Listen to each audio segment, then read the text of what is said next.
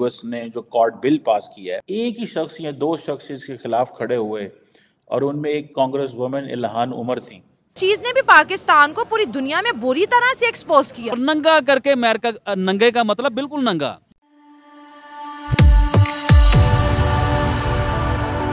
जय हिंद दोस्तों, मेरे चैनल मोदी देश में आपका स्वागत है।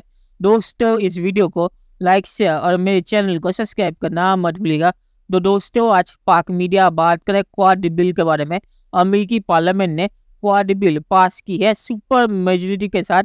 379 लोगों ने इसके हक में वोट दिया है और सिर्फ 39 लोगों ने इसके खिलाफ वोट दिया है।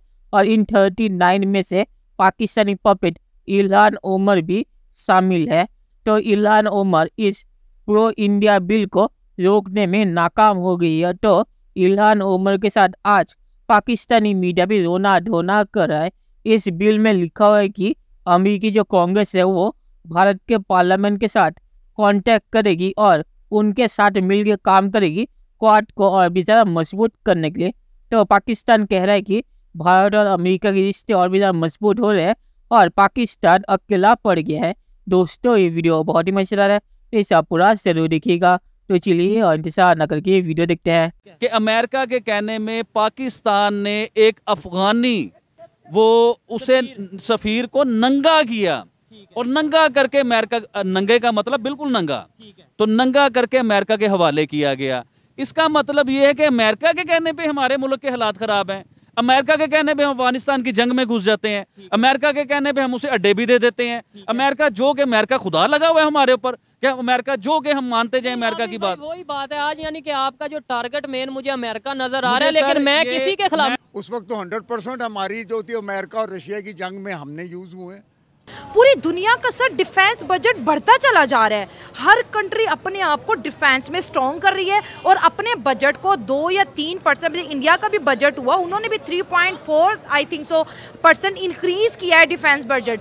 अगर हम पाकिस्तान की बात करें तो हमारा डिफेंस भी एक अच्छा खासा बजट जाता है डिफेंस को लेके, लेकिन कुछ स्टेटमेंट आर्मी की जानिब से ऐसे निकली थी कि ऑयल नहीं है, तेल नहीं है, गोलियां नहीं है।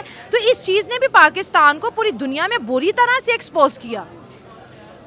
नहीं, पाकिस्तानियों ने खुद एक्सपोज किया ना, जो हमारी खुद एस्टेब्लिशमेंट किया हमने। हाँ। उन्होंने खुद अपना आप दिखा दिया ना। इससे पहले तो एक भरम बना हुआ था ना। अच्छा। मतलब ये है कि अब हमारी जो एस्टेब्लिशमेंट है उसने खुद अपने आप को नंगा किया है। उस वजह से हम दुनिया से थोड़ा हटते जा रहे हैं।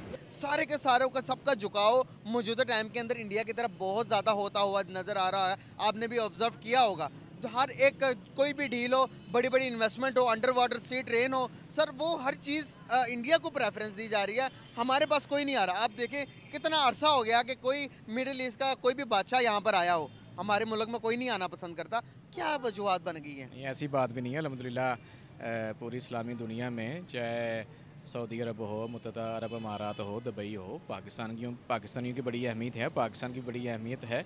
और यहाँ तक रहे हुक्मरानों को, तो ये तो ज़ाहिर है हुकूमतें तय कर। अहमियत अब नज़र नहीं आ रही। आप ज़रा इसको फैक्चुअली थोड़ा समझाएं ज़रा। नहीं, ऐसी बात नहीं है। नहीं, थोड़ा समझा देना, थोड़ा क्लियर कर दे। नहीं, समझाने की क्या बात है, ज़ाहिर है ये तो हुकूमतों का आपस में एक दूसरे से राब्ता होता है। यूएस ने जो कॉर्ड बिल पास किया है, अब इसका मतलब ये है कि Pakistan is nowhere in the game at all. जिसमें आपको मजे की बात बताऊं, 379 लोगों ने वोट किया, एक ही शख्स या दो शख्स इसके खिलाफ खड़े हुए और उनमें एक कांग्रेस वुमेन इल्हान उमर थी from Minneapolis. I don't know Ilhan Omar क्यों इसके खिलाफ थी, और वो कहते हैं कि हर तरह का कोऑपरेशन करना है इनके साथ, इंडिया के साथ, ऑस्ट्रेलिया के साथ, जापान के साथ। ये लेजिस्लेशन आ गई है, so it means bipartisan support है। White House, Congress, civil society, judiciary, everybody is supporting India. बहुत तगड़े। हमें तो वो कह रहे हैं ना जनाब, अब आप एक अथॉरिटेरियन रजीम है। और जब इंडिया के बारे में सवाल आता है जी वहाँ पे इलिबरल डेमोक्रेसी है, तो people will say oh no, we believe in democracy which is in India, we don't call for a democracy. हम अथॉरिटेरियनिज्म के साथ नहीं हैं, हम डेमोक्रेसी के साथ हैं। नरेंद्र मोदी इतना ताकतवर है कि अमेरिकी सदर को 6 महीने में 2 दफ़ा इंडिया ले आया। कौन है जो कर सकता है? ये सिर्फ नरेंद्र मोदी कर सकता है। और 32% दुनिया की जो इम्पोर्ट है वो यहाँ से गुजरती है। This is the United Nations report. So for them quad is very important. अब तो वो जैसे कहते हैं ना, इंडियंस भी थक गए होंगे कि हर रोज़ कुछ ना कुछ अमेरिका से अच्छा आ रहा है।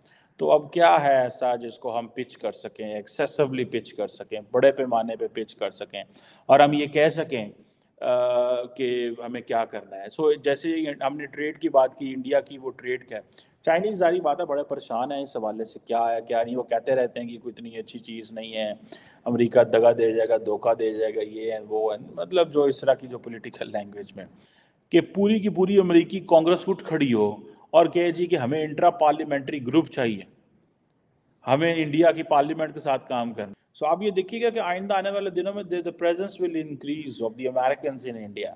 आपको पता है कि इस 4 साल प्रेसिडेंट बाइडेन के टेन्योर के अंदर एक भी अमेरिकी secretary of state, secretary of defence, national security adviser, no one has come in Pakistan. अब फ्रेंड शोरिंग कर रहे हैं अमेरिकन, सारी इकोनॉमी ट्रेड उठाओ, इंडिया आके बैठ जाओ, सस्ती लेबर मिलेगी, सारी मिलिट्री टेक्नोलॉजी इंडिया को दे दो।